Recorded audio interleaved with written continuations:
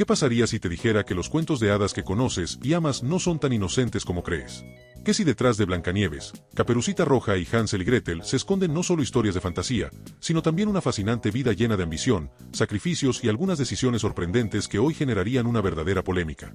Prepárate para descubrir la verdadera historia de los hermanos Grimm, no solo los recopiladores de cuentos, sino también lingüistas brillantes, investigadores apasionados y, a veces, figuras envueltas en controversia. ¿Están listos para desenterrar los secretos detrás de los cuentos que han moldeado nuestra infancia?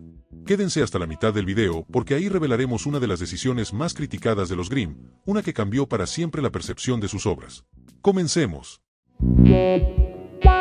Historias cruzadas. Los orígenes y el sueño compartido.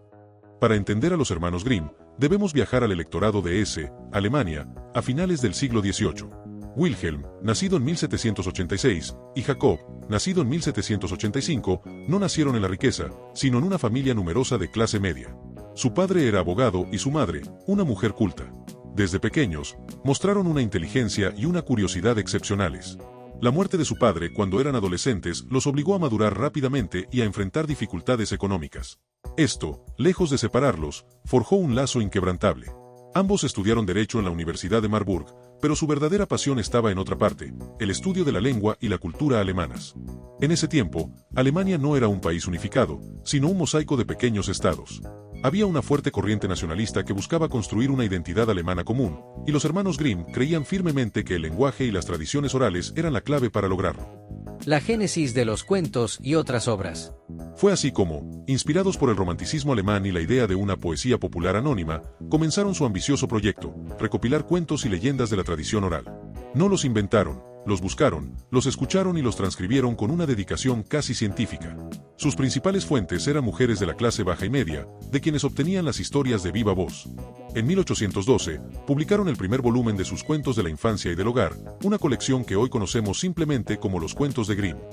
La primera edición era bastante diferente a la que conocemos. Era más cruda, más oscura y, en muchos casos, más violenta. Pero su obra no se limitó a los cuentos. Ambos fueron filólogos de renombre.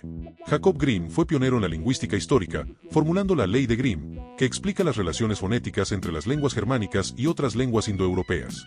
También iniciaron el monumental Diccionario Alemán, una obra de 33 volúmenes que todavía hoy es una referencia. Eran unos verdaderos gigantes intelectuales.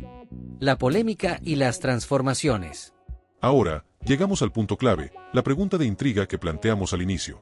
¿Cuál fue esa decisión polémica que los Grimm tomaron y que cambió para siempre la percepción de sus obras? La primera edición de sus cuentos, a pesar de su valor etnográfico, no fue un éxito rotundo. Eran historias demasiado brutales para el gusto de la época, sobre todo para el público infantil.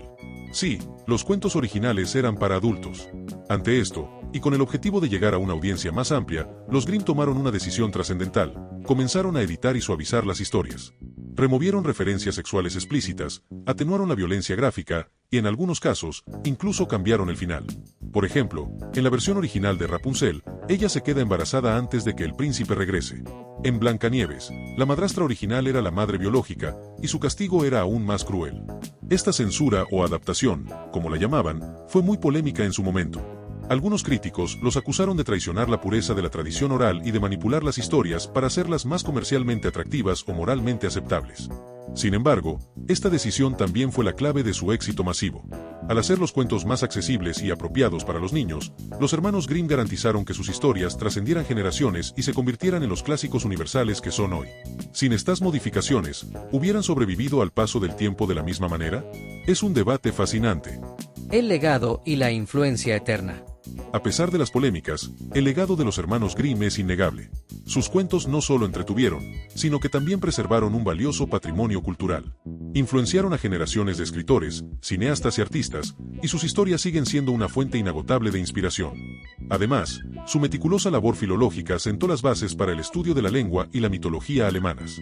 Jacob y Wilhelm Grimm no fueron solo contadores de historias, fueron arquitectos culturales que, con su trabajo incansable, ayudaron a forjar la identidad de una nación y a enriquecer la imaginación de millones. Así que la próxima vez que leas La Cenicienta o Pulgarcito, recuerda que estás leyendo más que un simple cuento. Estás conectando con una tradición oral milenaria, un esfuerzo monumental de dos hermanos brillantes y una historia de adaptaciones y controversias que los hizo inmortales. ¿Qué opinas de las decisiones que tomaron los hermanos Grimm? ¿Crees que hicieron bien en modificar los cuentos?